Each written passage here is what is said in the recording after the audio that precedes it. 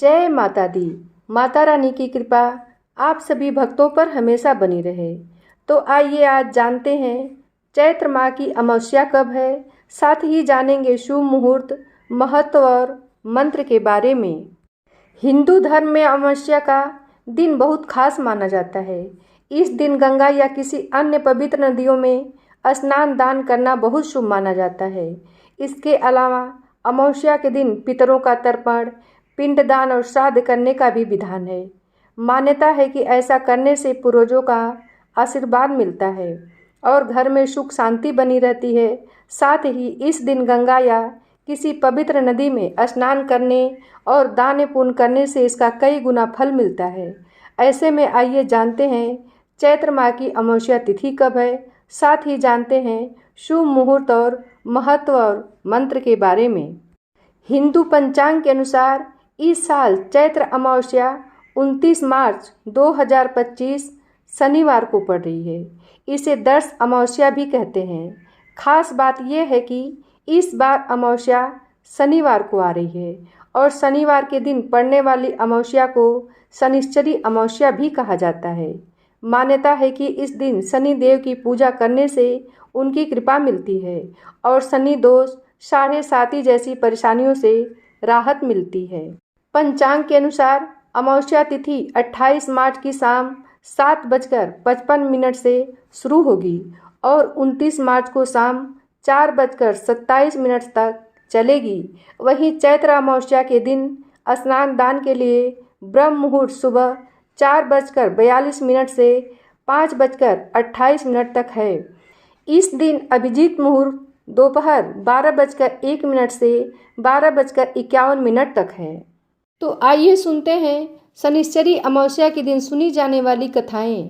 तो सबसे पहले सुनेंगे शनि देव भगवान की कथा। एक बार सूर्य, चंद्रमा, मंगल, बुध, बृहस्पति, शुक्र, शनि, राहु और केतु इन 9 ग्रहों में विवाद होने लगा कि हम सब में बड़ा कौन है। सभी अपने आप को बड़ा समझते थे। उन लोगों का विवाद काफ़ी बढ़ गया और वह किसी फैसले पर न पहुंच सके तो देवराज इंद्र के पास गए और उनसे निवेदन किया, हे देवराज, आप हमारा न्याय करा के बताएं कि हम 9 ग्रहों में से सबसे बड़ा कौन है। ग्रहों की बात सुनकर इंद्र घबरा गए और बोले, मुझ में इतना सामर्थ्य नहीं है जो मैं किसी को छोटा बड़ा बता सकूं। मैं इस मामले में कुछ नहीं कह सकता। हाँ, मैं एक उपाय अवश्य बताता हूँ। इस समय मृत्युलोक में विक्रमादित्य का राज है। वह दूसरों के दुखों को दूर करने वाले हैं, इसलिए तुम्हें उनके पास जाना चाहिए। देवराज इंद्र की बात सुनकर सभी ग्रह महाराज विक्रमादित्य के पास गए और सारा किस्सा सुनाया। ग्रहों की बात सुनकर महाराज विक्रमादित्य सोचने लगे कि किसको छोटा बताऊं।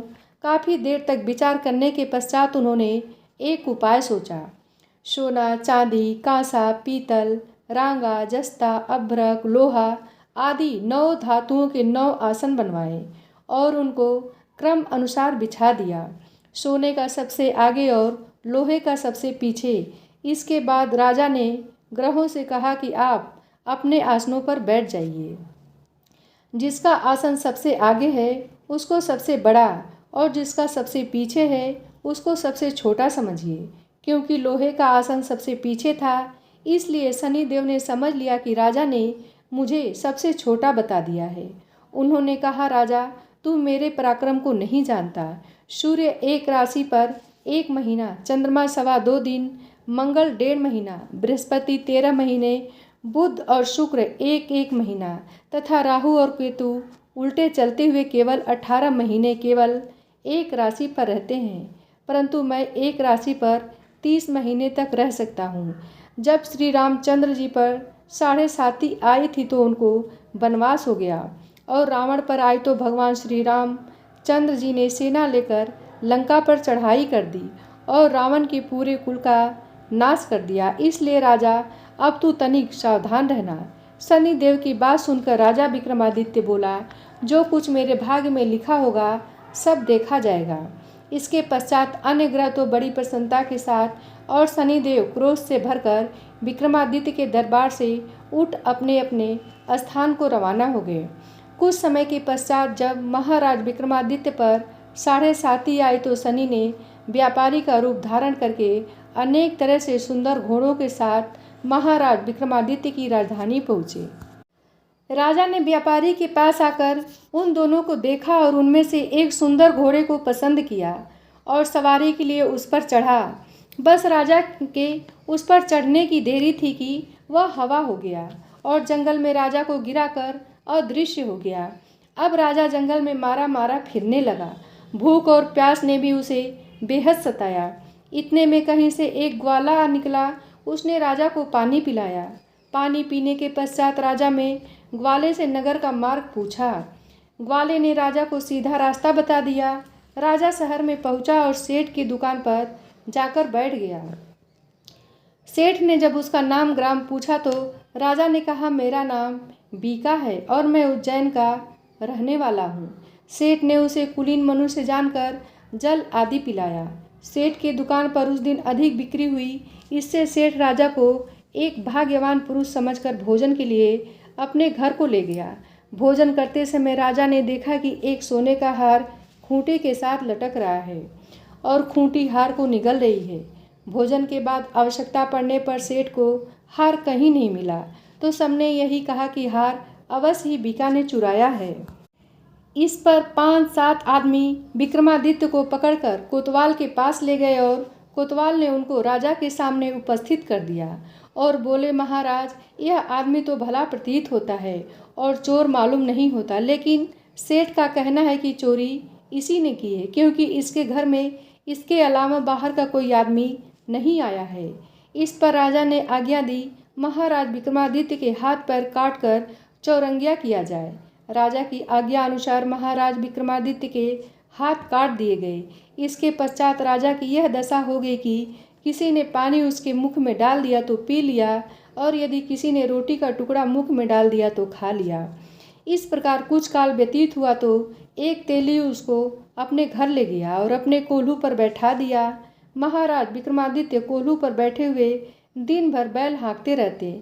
जब राजा की बुरी दशा समाप्त हो गई और जब एक रात को वर्षा के समय वह मल्हार गा रहे थे तो उनका गाना सुनकर उस नगर के राजा की लड़की उन पर मोहित हो गई और अपनी दासी को इस बात का पता लगाने के लिए भेजा कि देखो इस समय कौन मल्हार गा रहा है।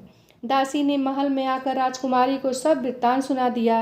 राजकुमारी ने प्रण किया कि यदि विवाह करूंगी तो इस चौरंगिया के साथ ही करूंगी और अगले दिन से राजकुमारी ने अनशन व्रत कर दिया।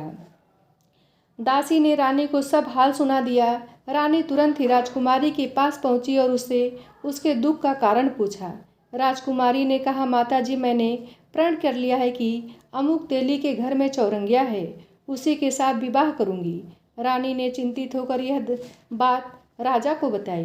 राजा ने भी समझाया। उसने कहा कि पुत्री, मैं अभी देशांतर में अपने दूत भेजकर गुणवान तथा रूपवान राजकुमार के साथ तेरा विवाह करूंगा। जो बात तुमने सोची है यह तुम जैसी राजकुमारी को शोभा नहीं देती। इस पर राजकुमारी ने कहा, पिताजी, यदि आप इस संबंध में अधिक कुछ कहेंगे तो मैं अपने प्राण त्याग दूंगी, परंतु दूसरा वर नहीं करूंगी। राजा ने उसी समय तेली को बुलाकर कहा कि तेरे घर में चौरंगिया है, मैं उसके साथ अपनी लड़की का विवाह करना चाहता हूँ। तेली ने कहा, महाराज, यह कैसे हो सकता है? कहाँ आप हमारे राजा और कहाँ मैं नीच तेली। राजा ने कहा, भाई, भाग्य के लिखे को कौन मिटा सकता है। तुम अपने घर जाकर विवाह की तैयारी करो। अब तेली अपने घर जाकर विवाह की तैयारी करने लगा। फिर राजा ने राजकुमारी का विवाह चौरंगिया विक्रमादित्य से कर दिया। रात्रि के समय जब महाराज विक्रमादित्य और मनभावनी महल में सोए थे तो आधी रात के समय शनि देव ने राजा विक्रमादित्य को स्वप्न में दर्शन देकर कहा, राजन, कहो तुमने मुझको छोटा बताकर कितने दुख उठाए हैं। तब महाराज विक्रमादित्य ने शनि देव से अनेक प्रकार से क्षमा याचना की। इस पर शनि देव ने प्रसन्न होकर महाराज विक्रमादित्य को हाथ पैर दोबारा दिए। विक्रमादित्य ने शनि देव से कहा, महाराज, मेरी एक प्रार्थना स्वीकार करें कि जैसा दुख आपने मुझे दिया है वैसा दुख किसी को नहीं दीजिएगा। शनि देव ने कहा, राजन, तुम्हारी यह प्रार्थना स्वीकार करते हैं। जो मनुष्य मेरी कथा सुनेगा और चींटियों को आटा डालेगा उसके मनोरथ पूरे होंगे। इतना कहकर शनिदेव अंतर्ध्यान हो गए। प्रातःकाल जब राजकुमारी मनभावनी की आंख खुली और उसने महाराज विक्रमादित्य के हाथ पैर देखे तो आश्चर्यचकित रह गई। उसको चकित देखकर राजा ने अपना समस्त वृत्तांत कहा और यह भी बतलाया कि मैं विक्रमादित्य हूँ। नगर भर में प्रसन्नता की लहर दौड़ गई और विक्रमादित्य के चरणों में गिर पड़ा, क्षमा मांगने लगा कि आप मैंने चोरी की और झूठा दोष लगाया, अतः आप तो आज का जो चाहे मुझे दंड दीजिए आज। राजा विक्रमादित्य ने कहा, सेठ, मुझ पर शनिदेव का कोप था, इसमें आपका कोई कसूर नहीं है।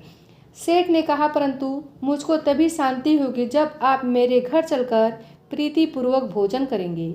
सेठ महाराज विक्रम को अपने घर ले गया और बहुत ही बढ़िया पका स्वादिष्ट भोजन सामने रखा। जब विक्रमादित्य भोजन कर रहे थे तो उन्होंने एक आश्चर्य की बात सबको दिखाई दी। जो खूंटी पहले हार निगल गई थी, अब वह उगल रही थी। महाराज विक्रमादित्य ने कहा, जब मुझ पर शनि की दशा थी तब खूंटी ने हार निगल लिया था, अब शनिदेव की दशा समाप्त हो गई है तो खूंटी ने हार उगल दिया है। जब भोजन समाप्त हो गया तो सेठ ने हाथ जोड़कर कहा, मेरे यहाँ एक कन्या है, उसका पाणी ग्रहण आप करें। इसके बाद सेठ ने अपनी कन्या का विवाह विक्रमादित्य के साथ कर दिया। महाराजा विक्रमादित्य राजकुमारी मनभावनी सेठ की कन्या श्री कंवरी सहित अपनी राजधानी को रवाना हो गए। नगरवासियों ने उनका स्वागत किया। राजा विक्रमादित्य ने नगर में यह घोषणा करवाई, शनिदेव सब ग्रहों में सर्वोपरि हैं। जो कोई शनिदेव की कथा पढ़ता और सुनता है, उनके सब दुख दूर हो जाते हैं। अब आइए सुनते हैं अमावस्या व्रत कथा। पौराणिक कथा के अनुसार एक राज्य में एक गरीब ब्राह्मण रहता है। पैसों की कमी के कारण उसकी पुत्री का विवाह नहीं हो पा रहा था। अपनी गरीबी से परेशान होकर एक दिन ब्राह्मण दंपति ने एक साधु से उपाय पूछा तो साधु ने बताया कि पास के गांव में एक धोबिन है जो अपने बेटे और बहू के साथ रहती है। यदि आपकी बेटी उस धोबिन की सेवा करे तो धोबिन खुश होकर उसे अपनी मांग का सिंदूर दे देगी, जिससे कन्या का विवाह तय हो जाएगा। यह सुनकर कन्या धोबिन के घर जाकर सारा काम करने लगी और इसका पता धोबिन व उसकी बहू को नहीं चल पाया। एक दिन धोबी ने अपनी बहू से पूछा कि इतना सारा काम इतनी जल्दी कैसे कर लेती हो? तो बहू बोली, मुझे लगा कि आप यह सारा काम करती हैं। धोबिन चौंक गई और उसने नज़र रखना शुरू कर दिया। धोबिन ने जब सुबह उठकर देखा तो एक कन्या चुपचाप उसके घर का सारा काम कर रही थी। कई दिनों तक ऐसा चलता रहा। एक दिन धोबिन ने कन्या से पूछा। कन्या ने साधु द्वारा कही सारी बात धोबिन को बता दी। उसकी बात सुनकर धोबिन ने अपनी मांग का सिंदूर उसे दिया और उसी समय धोबिन के पति की मृत्यु हो गई। उससे दुखी होकर कन्या घर से निकल पड़ी और एक पीपल के पेड़ के पास पहुंचकर 108 ईंटों के टुकड़े लिए और उन टुकड़ों को 108 बार परिक्रमा करके एक एक बार फेंकने लगी। कन्या ने ऐसा करने से धोबिन का पति जीवित हो गया। पीपल के पेड़ की परिक्रमा के कारण कन्या को शुभ फल की प्राप्ति हुई।